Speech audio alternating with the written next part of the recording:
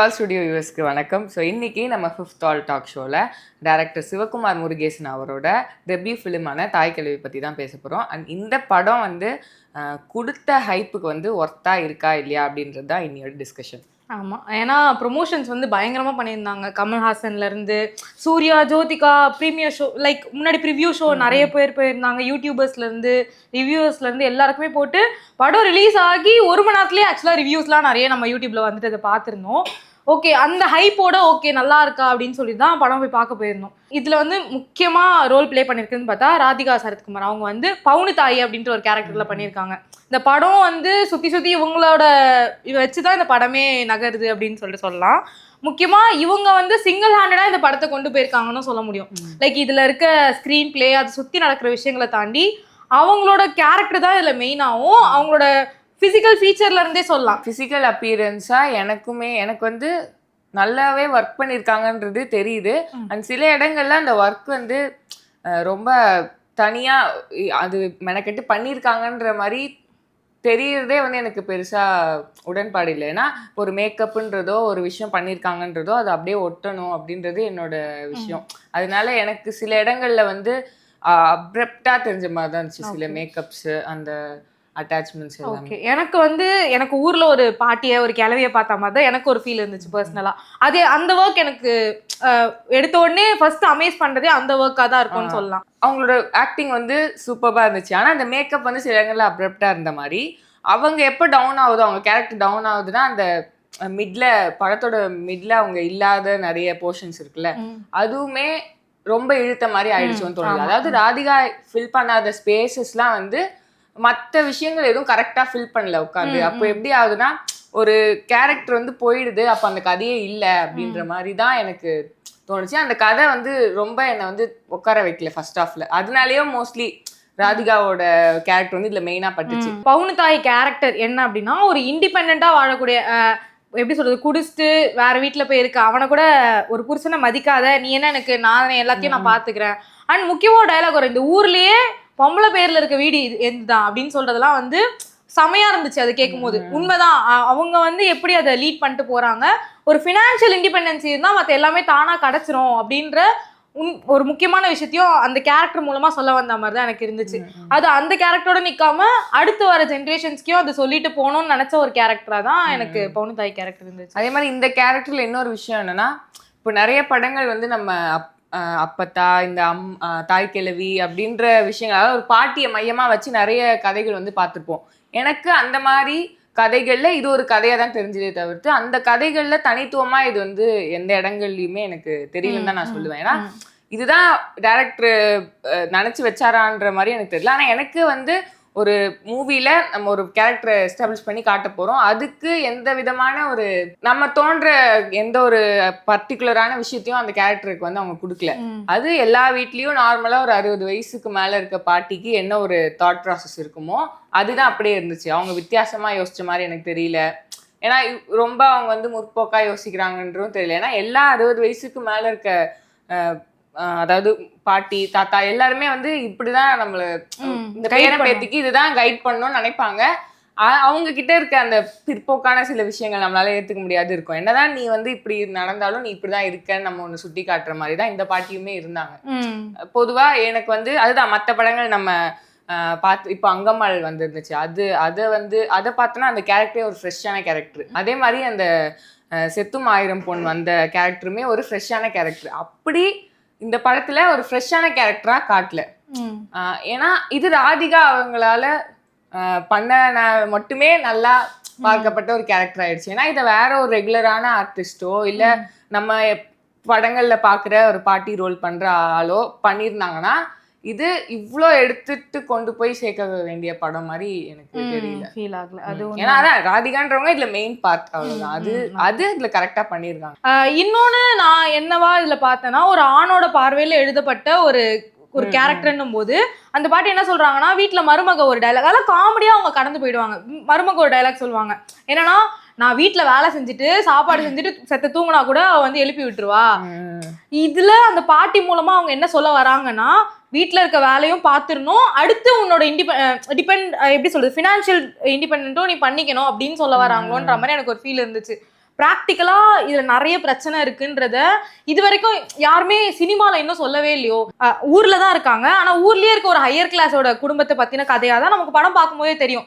அதுல எந்த பிரச்சனையும் இல்லை. ஆனா நடுவுல வந்து ஒரு டயலாக் வரும். என்னன்னா அதுல ஒரு வில்லன் கேரக்டர் தான், அவன் பண்றது எல்லாமே தப்பு தான். ஆனா ஒரு டயலாக்ல அதை கடந்து போயிடுவாங்க. என்னன்னா நீ வந்து என் பொண்ணோட நகையை வச்சு அழிச்சதெல்லாம் தப்பு, ஆனா பொண்ணோட நகையை வச்சு பட்டசாராயம் குடிக்கிறதுக்கும் பன்னிக்கறி சாப்பிட்றதுக்கும் நான் நகை போடணுமா அப்படின்னு சொல்லிட்டு கேட்டிருப்பாங்க. இது சாதாரணமா நம்ம கடந்து போயிடலாம். ஆனா இந்த மாதிரி சில வார்த்தைகளை எங்க பிரயோகிக்கணும், இவங்க என்ன இன்டென்ஷன்ல பிரயோகிச்சாங்கன்றது தெரியல. ஆனா இந்த மாதிரி சில விஷயங்களை தவிர்க்கணும் அப்படின்ற மாதிரி எனக்கு தோணுச்சு. சில விஷயங்கள் வந்து படத்துல வந்து ஒரு உருவமா இல்ல, ஆனா நிறைய ப்ளே பண்ணிருக்கு அப்படின்னு பார்த்தா கமல் அவர்களோட சாங்ஸ். அந்த கமல் ஃபேனா அவங்க பையன் இருக்கிறதும் தொடர்ந்து வந்து என்ன எப்படி ஆயிடுச்சுன்னா, அந்த கமல் பாடல்கள் அதிகமா இருந்தது. ஓகே, நீங்க வைக்கிற ரெஃபரன்சஸ் எல்லாமே பக்காவா சூட் ஆகுது. ஆனா அது ஒரு கட்டத்துக்கு மேல எனக்கு இந்த படத்துல முக்கியமான பாட்டை வந்து மிஸ் பண்ண வச்சிருச்சா என்னன்னு தெரியல. ஏன்னா இப்போ படம் பார்த்துட்டு நம்ம வந்தும் கூட எந்த ஒரு தாய் கிழவில வந்த பாட்டு இதுன்ட்டு நம்ம மைண்ட்ல எதுவுமே நிக்கல. ஆக்சுவலா ஒன் செகண்ட், பைசன் படம் வந்த போது மாரி செல்வராஜன் என்ன சொல்லியிருக்காருன்னா, அந்த கை அடிபட்டுரும்ல, அப்ப அந்த மலர்ந்தும் மலராத சாங் போடலாம் அப்படின்னு சொல்லிட்டு பேசியிருக்காரு. அதுக்கு நிவாஸ் கே பிரசன் என்ன சொல்லியிருக்காருன்னா, அது தேவையில்ல, நான் போடுற பாட்டே போடுங்க அப்படின்னு சொன்ன அந்த பாட்டு தான் சின்ன சின்ன சீனிக்கல் சாங் வந்ததா அவங்களே சொல்லியிருந்தாங்க. பட் இந்த படத்துல அதுக்கு அப்படியே ஆப்போசிட்டா இருக்கு. நிறைய ரெஃபரன்ஸ் சாங் வந்துட்டு நிவாஸ் கே பிரசன்னோட மியூசிக் வந்து இங்க கொஞ்சம் டம்மியான மாதிரியான ஒரு ஃபீல் தான் இருந்துச்சு அப்படின்னு தான் சொல்லணும். இல்ல அது அங்க டெசிஷன் எடுத்தவரு இங்க எடுக்க முடியலையா, இல்ல இது ஃபுல்லா டைரக்டர் சாய்ஸா போயிருக்கலாம். அந்த சாய்ஸ் வந்து இந்த மாதிரி சில விஷயங்களை வந்து பேக் ஃபயர் ஆன மாதிரி தான் இருக்கு. ஏன்னா எனக்கு புரியுது, ரெஃபரன்சஸ் எல்லாமே நீட்டா உட்கார்ந்தாலும் எந்த அளவுக்கு அப்படின்னு ஒண்ணு இருக்குல்ல. அது இப்ப நம்ம ஒரு படம் எடுக்கிறோம்னா நமக்கு பிடிச்ச விஷயத்த வந்து அதுல வைக்கிறோன்றப்போ அது எந்த அளவுக்கு அந்த படத்தோட ஒத்து போகுது, அந்த கதைக்கு எவ்வளவு இம்பார்ட்டண்டா இருக்குன்றது முக்கியம். ஆனா எனக்கு இந்த படத்தை ஆரம்பத்துல இருந்து வர அந்த மியூசிக்ல இருந்து முடிகிற வரைக்குமே பேக்டா வந்து அது ஏதோ ஒரு நம்ம முருகனுக்காக ஒரு படம்ன்ற மாதிரி இருக்கு. அது ஏன் அப்ப அது வைக்கணும்ன்ற மாதிரி வச்சதுதான் எனக்கு பிரச்சனையை தவிர்த்து, உங்களுக்கு ஒரு விஷயம் நமக்கு பிடிச்சிருக்குன்னா அதை வைக்கலாம், ஆனா அது எந்த கதையோட ஒத்து போகாமலே போயிடுச்சு. இந்த படத்துல வந்து மத்த கேரக்டர்ஸ் அப்படின்னு பார்த்தா நம்ம முன்னாடியே சொன்ன மாதிரி 4 பசங்க இருக்காங்க. அதுல முக்கியமான ரோல் வந்து அவங்க பொண்ணு கேரக்டர் அவங்க பண்ணியிருக்காங்க. லைக் கடைசி விவசாயில பண்ண அந்த ஜட்ஜ் கேரக்டர் பண்ணியிருக்கவங்களே இங்க இதையும் பண்ணியிருக்காங்க. ரொம்பவே எனக்கு அந்த கேரக்டர் ஆர்டிஸ்ட் வந்து ரொம்பவே ரிலேட்டபிளான ஒரு கேரக்டரா மாறிட்டே வருதுன்னு சொல்லலாம். லைக் அந்த குட் நைட் படத்துலயும் சரி, கடைசி விவசாயிலும் சரி, இப்பவும் சரி, அந்த ஆர்டிஸ்டே வந்து நமக்கு ரொம்ப ரிலேட்டபிளான ஆர்டிஸ்டா மாறிட்டாங்க அப்படின்னு சொல்லலாம். அந்த ஊருக்கு ரொம்ப பொருந்தி போன ஆர்டிஸ்டாவுமே அவங்க இருக்காங்க. அண்ட் மருமகளா அந்த 3 பேர் மொத்தம் இருக்காங்க. அதுல 2 பேர் வந்து கொட்டுக்காலில பண்ண அதே அக்கா தங்கச்சி அவங்களே போட்டிருக்காங்க. எல்லாருமே அவங்களோட ரோலை பக்காவா பண்ணிட்டே வந்திருக்காங்க. அண்ட் இன்னொரு கேரக்டர் ஒன்று வரும், என்னன்னா கிளவி செத்துருச்சான்னு கேட்டு அடுத்த நாள் அவனே செத்தான். அதெல்லாம் இருக்குல்ல, ஓகே காமெடி எலமெண்ட் அங்க ஒர்க் ஆகுது. அடுத்து நம்ம யோசிச்சு என்னடா இவ்வளோ அப்படின்ற மாதிரியான ஒரு ஃபீல் வருது. ஆனா சில விஷயங்கள் நல்லாவும் ஒர்க் ஆயிருந்துச்சு. என்னன்னா ஒரு சீன் எமோஷனுக்கும் ஏற்ற மாதிரி பவுனு தாயோட ஹஸ்பண்டோட போட்டோட எக்ஸ்பிரஷன் வந்து மாறிட்டே இருக்கும். அதெல்லாம் பார்க்க நல்லா இருந்துச்சு. அண்ட் அந்த விளக்கு ஒரு சீன் பிளே பண்ணியிருப்பாங்க, அதுக்குன்னு ஒரு ஆள் போட்டு, அதெல்லாம் இந்த இடத்துல லைக் இந்த படத்துல ஒர்க்கான சில எலமெண்ட்ஸ்னா அதுல ஒண்ணு அதுவும் சொல்லலாம்.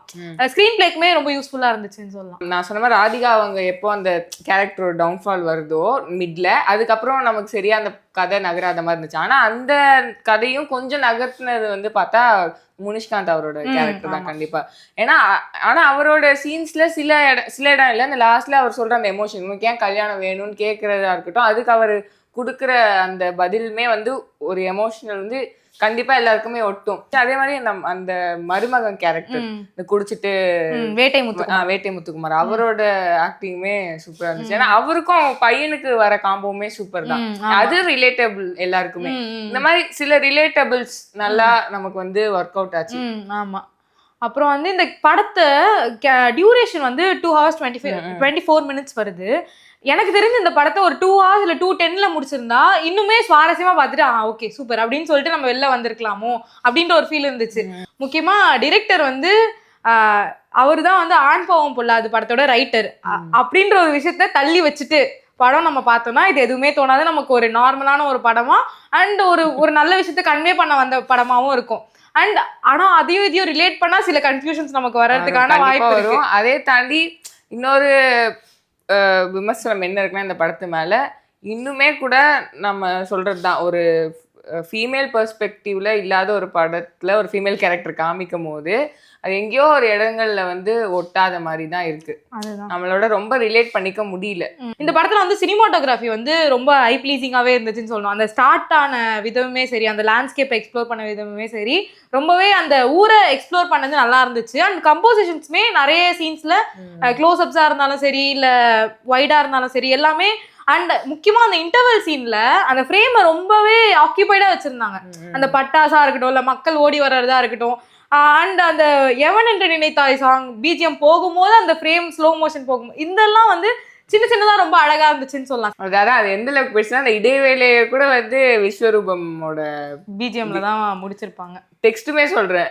ஆமா, ஆக்சுவலா அந்த இடைவேளைன்றது விஸ்வரூபம் அந்த டெம்ப்ளேட்டோட அப்படியே அப்படி டெக்ஸ்ட் அந்த அளவுக்கு அதுதான் இந்த படம் வந்து முருகனையும் கமலையும் வந்து சேர்த்து நடுவுல ராதிகா வச்சு எடுத்த ஒரு படம். கமல் டைரக்டரை கூப்பிட்டு அடுத்து வேற சேயோன்னு மூவி வேற பண்ணிட்டு இருக்காரு இல்லையா? ஸோ அதுக்கான பட்ஜெட்லாம் பெருசா போயிருக்காதுன்னு தோணுது.